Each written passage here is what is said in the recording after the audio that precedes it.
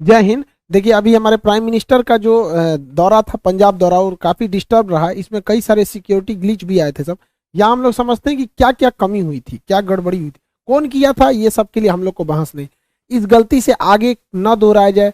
कहाँ कहाँ मेन जो की पॉइंट्स थे जहां पर इसको ध्यान रखना चाहिए था, वो उसको हम समझते हैं। देखिए, मेनली था हमारे प्राइम मिनिस्टर का पंजाब में दौरा था, जहां पर वो कई सारी योजनाओं का भी उद्घाटन करने वाले थे। ये चुनावी रैली भी थी, लेकिन कई सारे विकास की योजनाओं में भी था, कई बहुत महत्वपूर्ण योजनाएं भी थी। तो दिल्ली से ये भटिंडा गए थे बाई फ्लाइट। भटिंडा से हेलीकॉप्टर से जाना था हुसैनी वाला, फिर वहां से जाना था फिरोजपुर।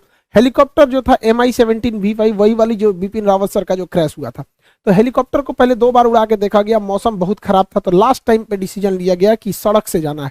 सड़क से जाने था हुसैनी वाला, उसके बाद यहाँ से 25 किलोमीटर आगे फिरोजपुर। ये दोनों ही जगह जो है पाकिस्तान बॉर्डर के एकदम करीब है, लेकिन हुसैनी वाला से पहले ही फ्लाईओवर पे हमारे प्राइम मिनिस्टर का जो कॉन्वॉय था, काफिला रुक गया। अब इसको टोटल एक एक करके हम लोग समझते हैं। प्राइम मिनिस्टर की सिक्योरिटी बहुत प्राइम लेवल की होती है, सबसे बेस्ट सिक्योरिटी मानी जाती है। इनके काफिले में जितनी गाड़ियां होती है बुलेट प्रूफ होती हैं। अभी सुने होंगे 7 करोड़ की एक गाड़ी आई है बुलेट प्रूफ गाड़ी, काफी जबरदस्त गाड़ियां होती हैं इनमें।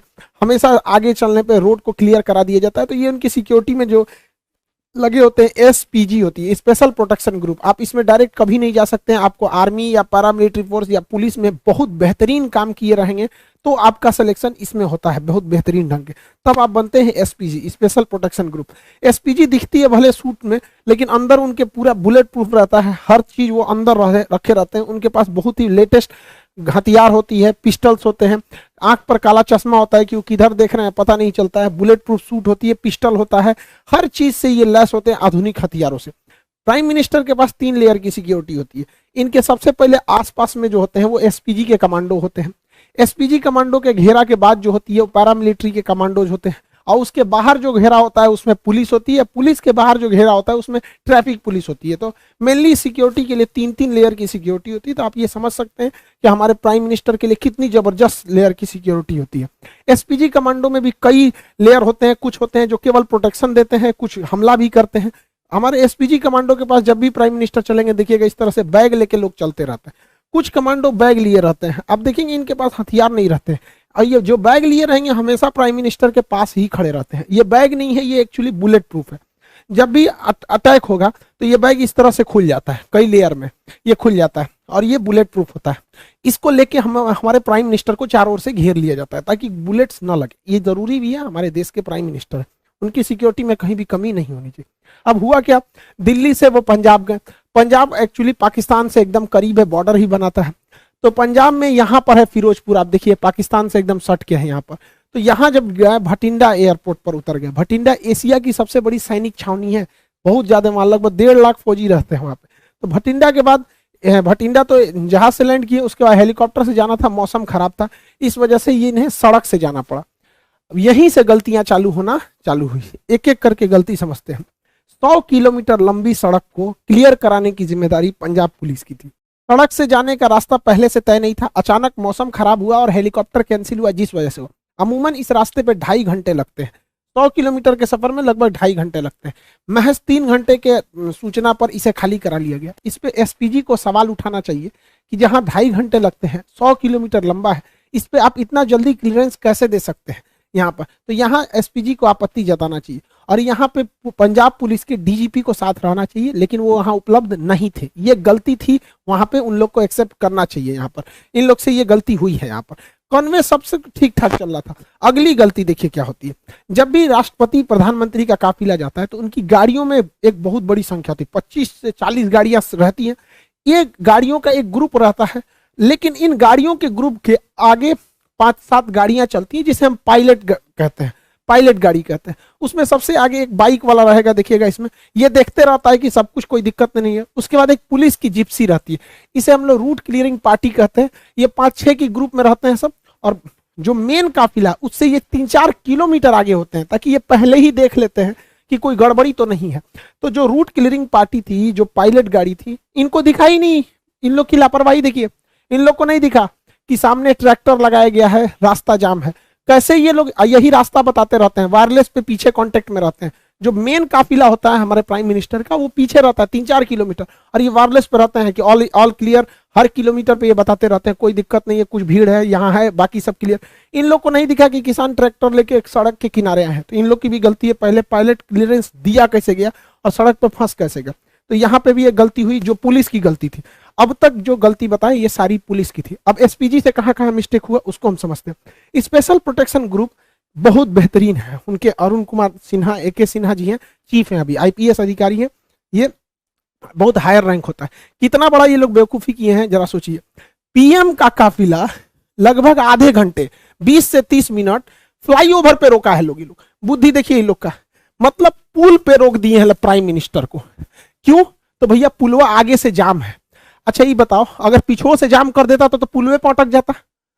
अरे भैया अगर आपको 20 मिनट रोकना था, आपको लग रहा था जाम है, तो थोड़ा सा पीछे आके रुकते हैं। पुलवा पे चढ़ के काहे लिए रोके हैं? फ्लाईओवर पे हमारे प्रधानमंत्री को रोक देंगे भाई। ये NSG SPG से सवाल होना चाहिए कि, और ये प्रोटोकॉल में लिखना चाहिए, हिस्ट्री में जो डिफेंस है उसमें पढ़ाना चाहिए कि किसी भी प्राइम मिनिस्टर, राष्ट्रपति या VVIP को फ्लाईओवर पे नहीं रोक सकते। यहाँ 20 मिनट रोक दिए। अगर दोनों ओर से प्रदर्शनकारी के रूप में कोई और अभी आ जाता, क्योंकि ये बॉर्डर से एकदम मैं 20 किलोमीटर यहाँ से पाकिस्तान आ जाता है, पाकिस्तान की सीमा चालू हो जाती है, तो काफी करीब है। और नीचे से अगर फ्लाईओवर को उड़ा देता सब कोई ID या विस्फोटक लगा के, तो सारा काफिला नीचे चलाता है यहाँ पे। ऐसा तो दिमाग लगा रहे हैं लोग। भाई आप थोड़ा सा पीछे हट जाते, सड़क पे रहते, कभी कुछ होता तो भाग तो सकते थे इधर उधर। फ्लाईओवर दोनों ओर से जाम हो जाता, कहाँ जाते हैं आप लोग? यहाँ पे गलती SPG की थी। यहाँ पर आप लोग को जवाब देना चाहिए। हम लोग तो भाई बताते हैं कहाँ गलती। दूसरी गलती, फ्लाईओवर पे जब हमारे प्रधानमंत्री कह रहे हैं कि हम जिंदा वापस आ गए, मतलब सिचुएशन क्रिटिकल हुई होगी वहां पर, तभी वो ऐसा स्टेटमेंट दे रहे हैं।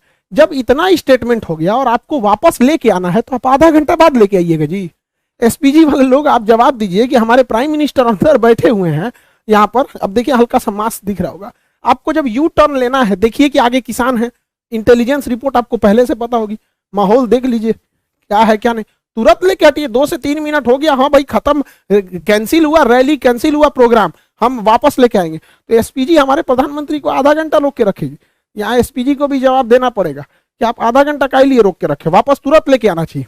अगली गलती सुनिए ध्यान से, गृह मंत्रालय के अंडर में आता है खुफिया एजेंसी, इंटेलिजेंस ब्यूरो, और गृह मंत्रालय है और हमारे अजीत डोभाल साहब, इनकी योग्यता पे तो कोई शक नहीं है।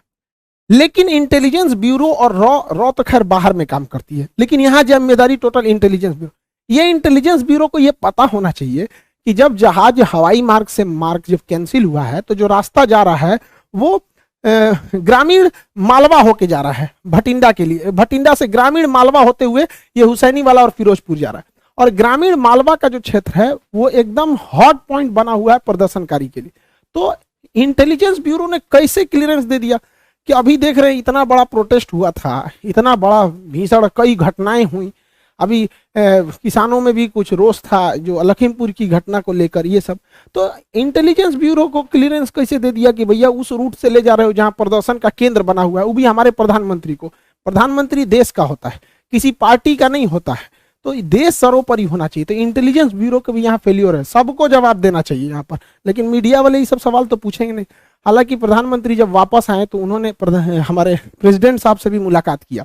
अब इस पे अटकलें ये भी लगाई जा रही है कि आर्टिकल 356 लगा के राष्ट्रपति शासन यानी राजकीय आपात, स्टेट इमरजेंसी लगाई जाएगी। हालांकि ये इतना आसान नहीं है, और लगा देता तो भी ठीक था।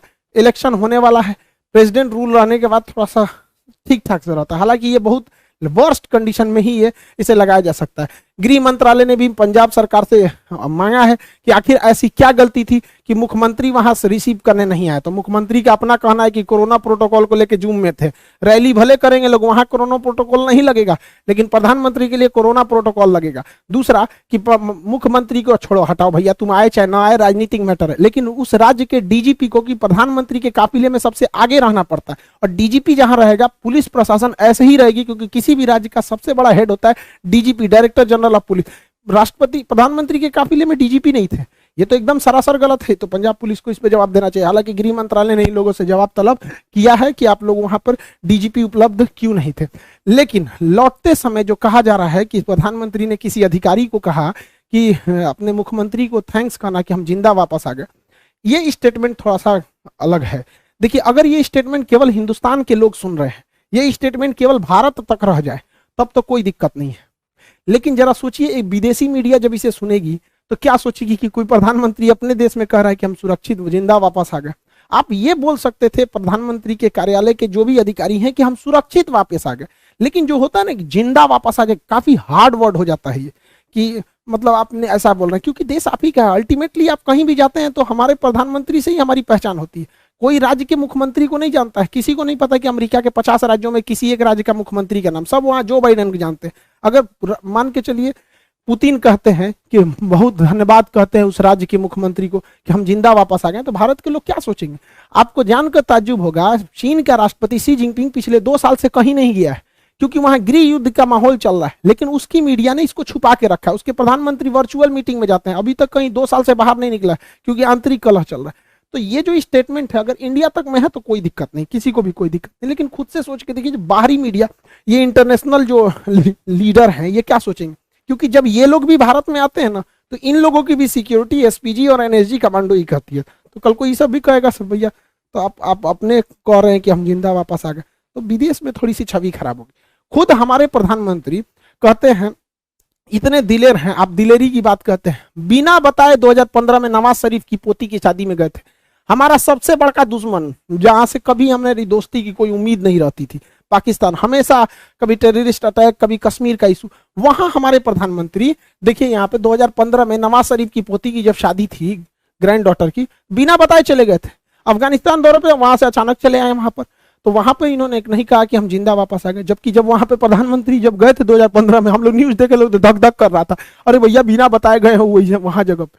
क्योंकि काफी मोदी जी जो है पाकिस्तान को लेकर पीओके के लोग काफी हार्ड डिसीजन लेते हैं, तो थोड़ा सा आदमी को भी रहता है कि हमारा प्रधानमंत्री दुश्मन के घर में गया है। और वो भी जो गए थे ना, भारत के हेलीकॉप्टर नहीं था, नवाज शरीफ के अपने हेलीकॉप्टर में बैठ के गए थे।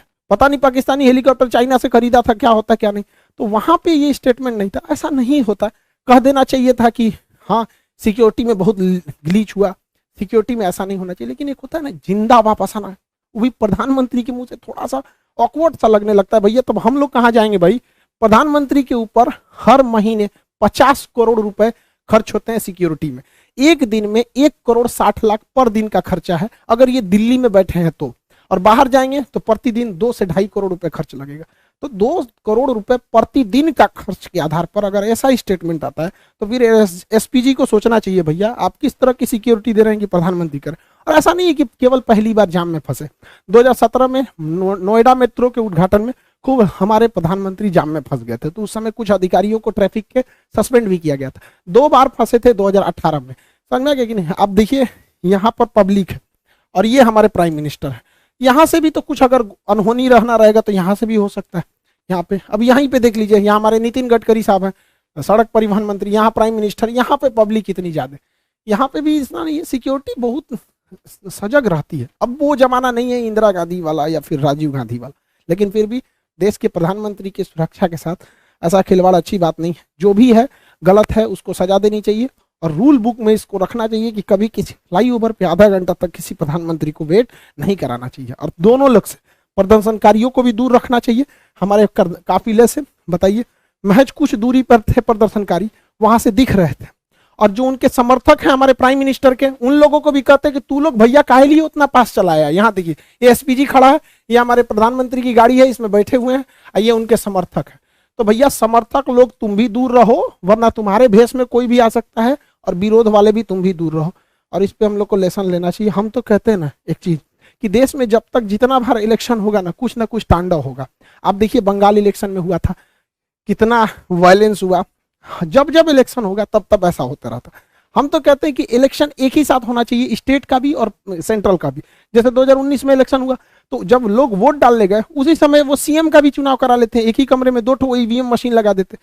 बार बार इलेक्शन कराने पे हमारे जो नेताओं को काम करना चाहिए वो भी नहीं करते, हर 3-4 महीना का गैप देके इलेक्शन में बिजी हो जाते हैं। अब जैसे 2024 में इलेक्शन होना है तो 2024 में ही क्या कर दीजिए भैया, अब एक ही साथ राज्यों का भी इलेक्शन करा लीजिए। ईवीएम जो मशीन होती है, ईवीएम मशीन यहाँ पे 2 लगा दीजिएगा। हाँ भैया पीएम वाला चुनाव है, लोकसभा का दे दीजिए, यहाँ सीएम वाला चुनाव है, दोनों वोट दीजिए, एक साथ खत्म करके बैलेंस कीजिए। इससे 60,000 करोड़ रुपए की बचत होगी। राज्यों के चुनाव में 60,000 करोड़ रुपए का खर्चा होता है। इस पैसे से सारे किसानों का कर्जा माफ किया जा सकता था, एक बहुत बड़ी समस्या खत्म होती थी। आपको क्या लगता है कि सेंट्रल और स्टेट दोनों का इलेक्शन एक साथ होना चाहिए कि नहीं? बार बार हम कब तक लड़ते रहेंगे? एक दूसरे के नाम पे, पार्टियों के नाम पे लड़ेंगे, कभी मजहब के नाम पे लड़ेंगे, कभी जाति के नाम पे लड़ेंगे, कभी पढ़ाई लिखाई की बात होती तो भैया 5 साल में एक बार लड़ लो, फिर मिलजुल के रहो अच्छे से। सेंट्रल वाले भी पूरा काम करते रहे, आधा समय तो चुनाव में बिजी रहता है। खैर जो भी हुआ गलत हुआ, प्राइम मिनिस्टर के साथ ऐसा नहीं होना चाहिए। हम लोग को भाई जहां जहां गलती हुई वो हम बताएं, कौन गुनहगार है उसको सजा देना सेंट्रल का काम है, सेंट्रल अच्छे से करेगी। आई होप आप समझ गए होंगे। मिलेंगे नेक्स्ट क्लास में। जय हिंद।